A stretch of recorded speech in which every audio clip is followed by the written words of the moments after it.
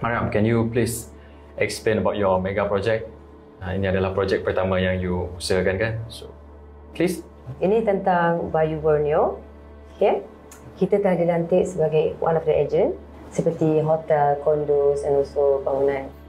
Well, isn't that great, everyone? Alhamdulillah. Mariam, we are very proud of you. Tak sangka dia boleh handle semua projek macam ni.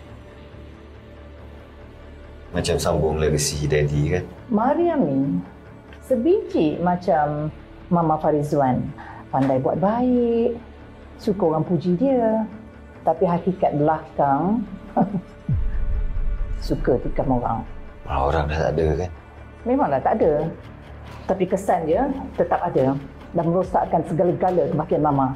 And now, Mama kena menghadap Mariam. Enough, Puan Mastura, enough! What is wrong with you?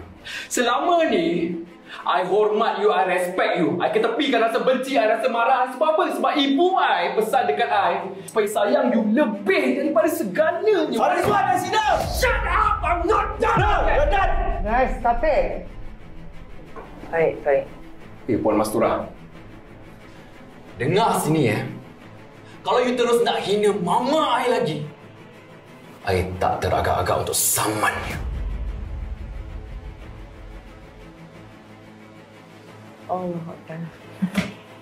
I'm so sorry, Daniel. Everyone, kita tanggung this meeting and see you next appointment. What a shame.